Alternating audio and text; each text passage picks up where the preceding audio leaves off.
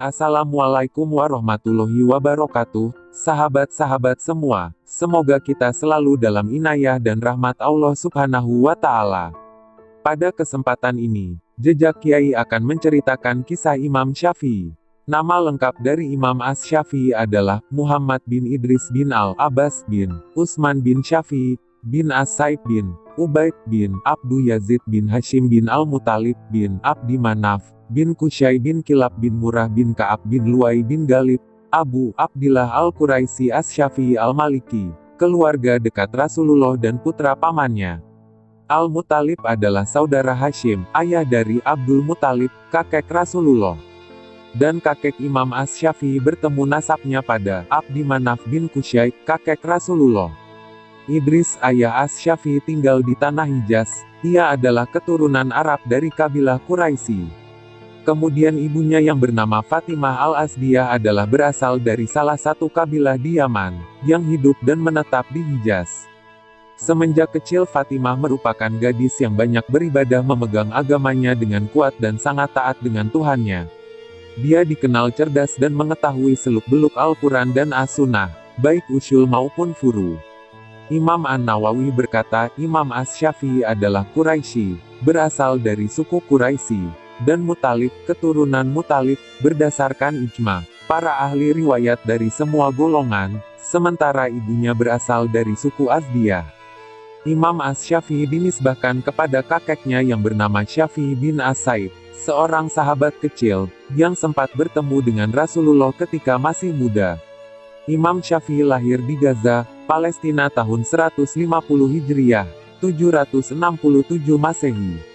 Imam Syafi'i hidup pada zaman masa Khalifah Harun al-Rasyid, Al-Amin, dan Al-Makmun dari dinasti Abbasiyah. Beliau dibesarkan dalam keluarga miskin. Ayahnya wafat saat dia berumur 2 tahun, dan kemudian segera dibawa ibunya ke Mekah. Pada hari Imam Syafi'i dilahirkan, 2 orang ulama besar meninggal dunia. Seorang di Baghdad, Irak, yaitu Imam Abu Hanifah Nu'man bin Sabit, pembangun mazhab Hanafi. Dan seorang lagi di Mekah, yaitu Imam Ibnu Jurayj Al-Makki, mufti Hijaz ketika itu. Kata orang dalam ilmu firasat, hal ini adalah satu pertanda bahwa anak yang lahir ini akan menggantikan yang meninggal dalam ilmu dan kepintarannya. Memang firasat ini akhirnya terbukti dalam kenyataan. Menurut riwayat, ketika ibunda Imam Syafi'i mengandung, dia bermimpi di dalam tidurnya. Pada suatu malam seakan-akan melihat bintang keluar dari perutnya, lalu melambung tinggi ke udara, dan pecah kemudian bertebaran ke berbagai negeri. Maka ia terbangun dari tidurnya. Pada pagi harinya ia segera menceritakan mimpinya itu kepada yang ahli menakwilkan mimpi. Lalu mereka memberitahukan kepadanya, bahwa ia akan melahirkan seorang laki-laki yang kelak ilmu pengetahuannya memenuhi muka bumi. Sejak kecil ia terkenal cerdas, kuat hafalannya, dan gigih menuntut ilmu. Menjelang umur 9 tahun ia telah hafal 30 juz Al-Quran dan 10 tahun ia telah menguasai pramasastra Arab dengan baik. Ketika di Mekah, ia belajar ilmu fikih kepada mufti Mekah, Muslim Khalid Al-Zanji, dan ilmu hadis kepada Sufyan bin Uwainah. Pada usia 15 tahun, ada yang mengatakan 18 tahun, Imam Syafi'i berfatwa setelah mendapat izin dari syaikhnya yang bernama Muslim bin Khalid Al-Zanji. Imam Syafi'i menaruh perhatian yang besar kepada syair dan bahasa dan juga adat istiadat bangsa Arab, sehingga ia hafal syair dari suku Huzail. Kabilah Huzail adalah kabilah yang terkenal sebagai suatu kabilah yang paling baik bahasa Arabnya. Sehingga Imam Syafi'i banyak menghafal syair-syair dan kasidah dari kabilah Huzail. Pada usia 20 tahun, Imam Syafi'i pergi ke Madinah dan belajar kepada Imam Malik. Dia membaca sendiri kitab Al-Muwatta di hadapan Imam Malik bin Anas dengan hafalan, sehingga Imam Malik pun kagum terhadap bacaan dan kemauannya.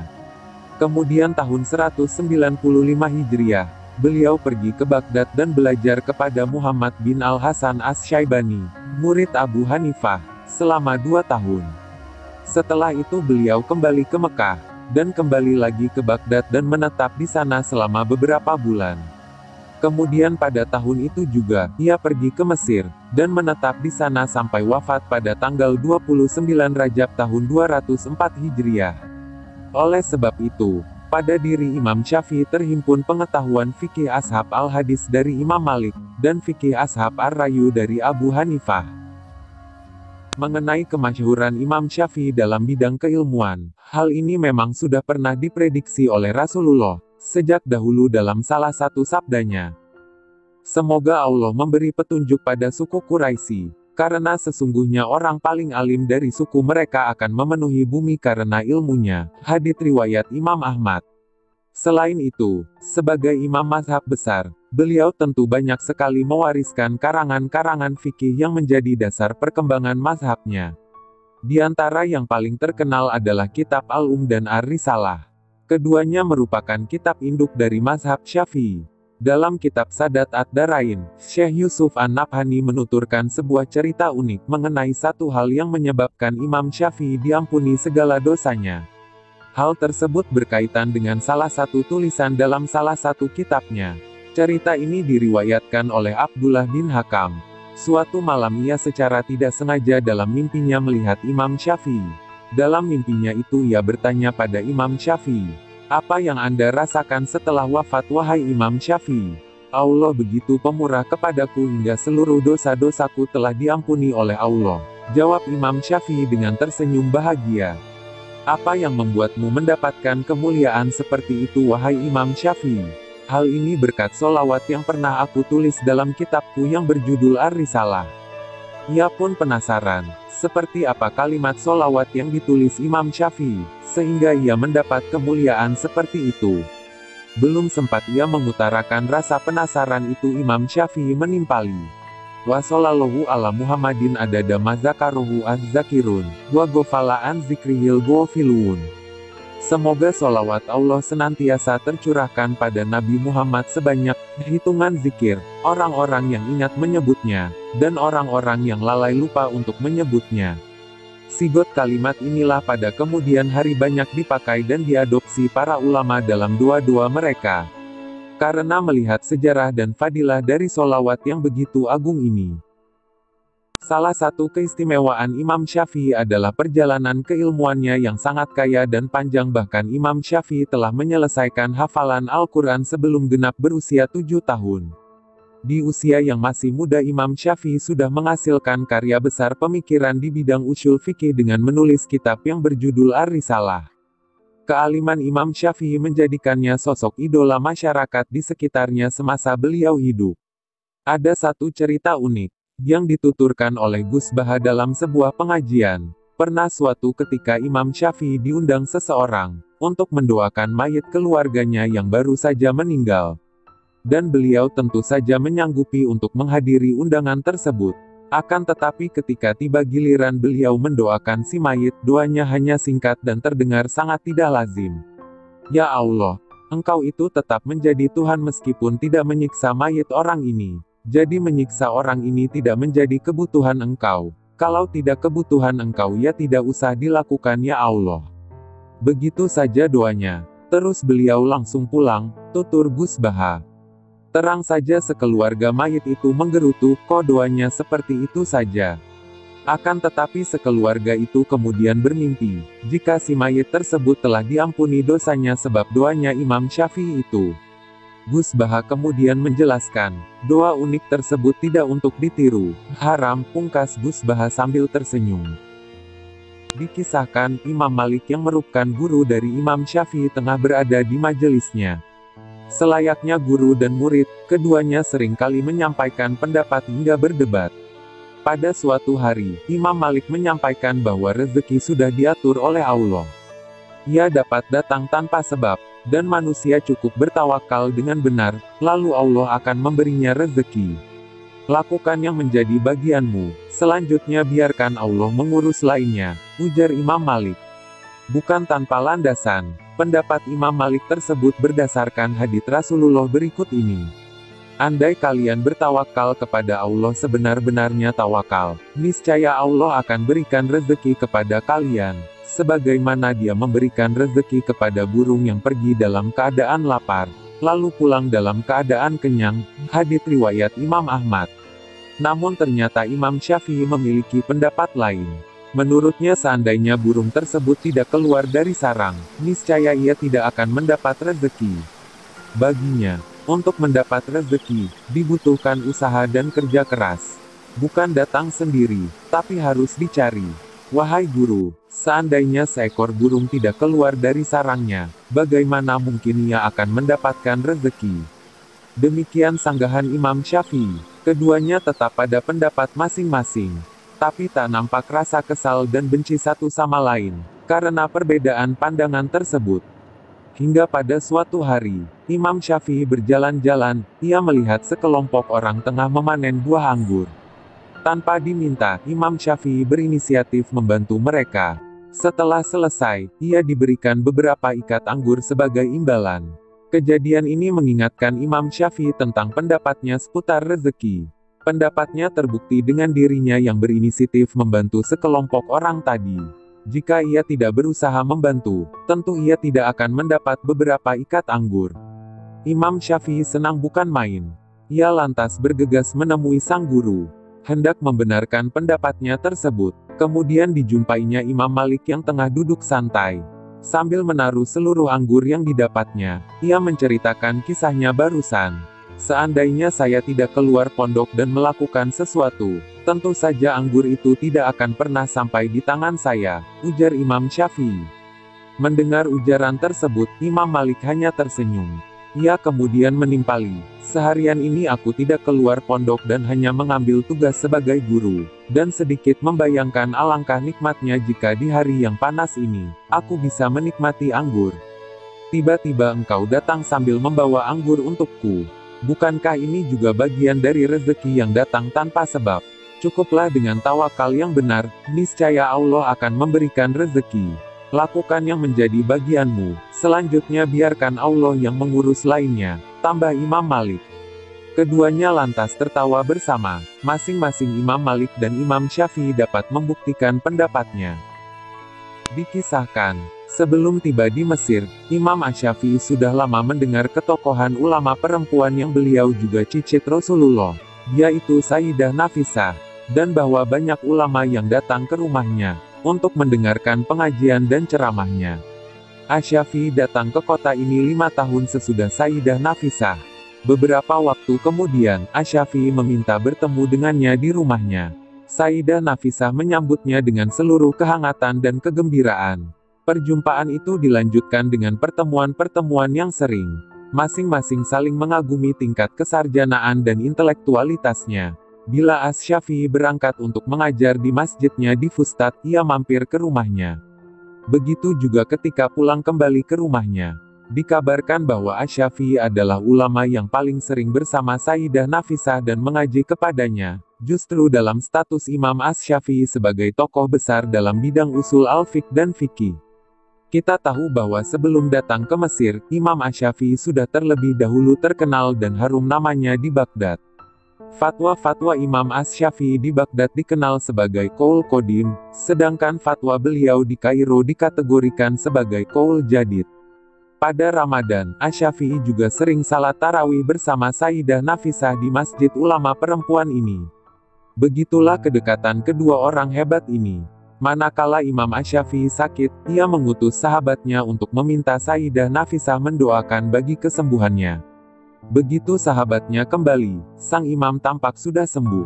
Ketika dalam beberapa waktu kemudian Asy-Syafi'i sakit parah, sahabat tersebut dimintanya kembali menemui Sayyidah Nafisah untuk keperluan yang sama, meminta didoakan. Tapi kali ini, Sayyidah Nafisah mendoakan, semoga Allah memberinya kegembiraan ketika berjumpa dengannya. Mendengar ucapan sahabat sekaligus gurunya itu, Imam Syafi'i segera paham bahwa waktunya sudah akan tiba. Imam Syafi'i kemudian berwasiat kepada murid utamanya, Al-Buwaiti, meminta agar Sayyidah Nafisah menyolati jenazahnya jika kelak dirinya wafat. Ketika Asy-Syafi'i kemudian wafat, jenazahnya dibawa ke rumah sang ulama perempuan tersebut untuk disolatkan. Menurut Kiai Haji Hussein Muhammad, di antara nasihat Sayyidah Nafisah kepada para muridnya adalah 1. Jika kalian ingin berkecukupan, tidak menjadi miskin, bacalah surah Al-Waqiah.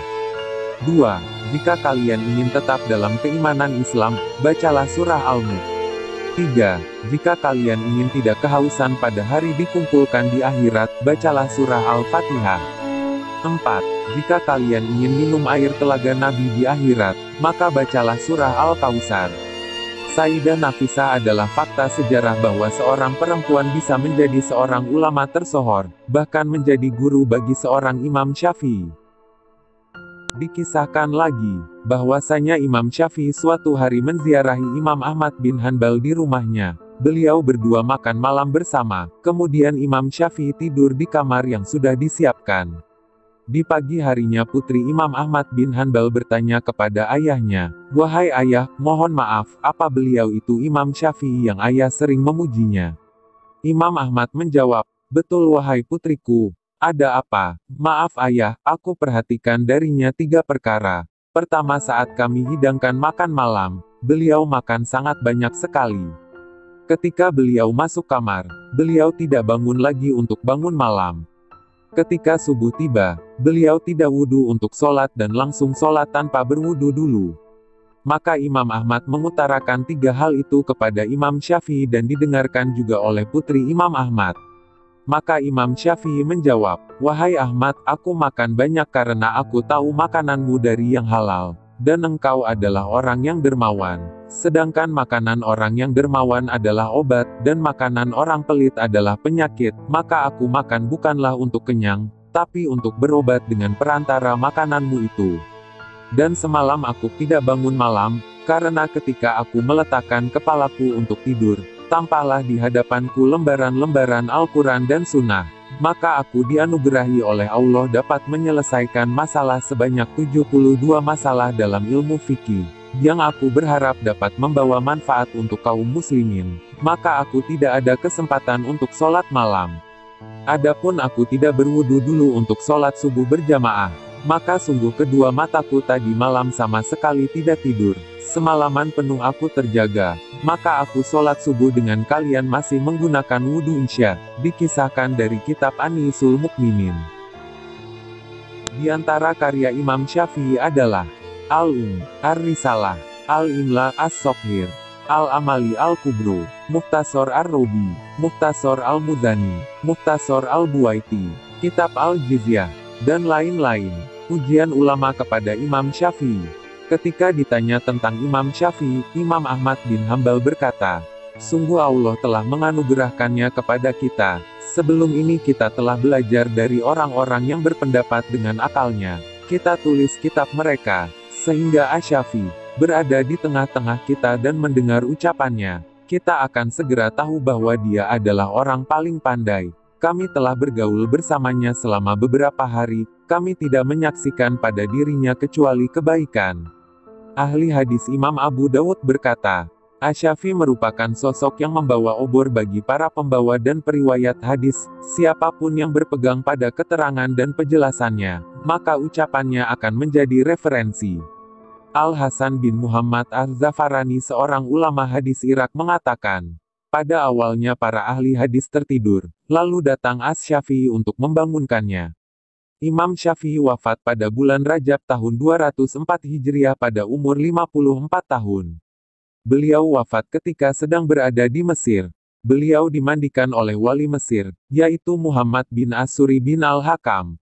Imam Syafi'i dimakamkan di sebuah tempat yang sekarang dikenal dengan nama Turbah Asy-Syafi'i. Semoga Allah memberikan balasan terbaik kepada beliau. Amin.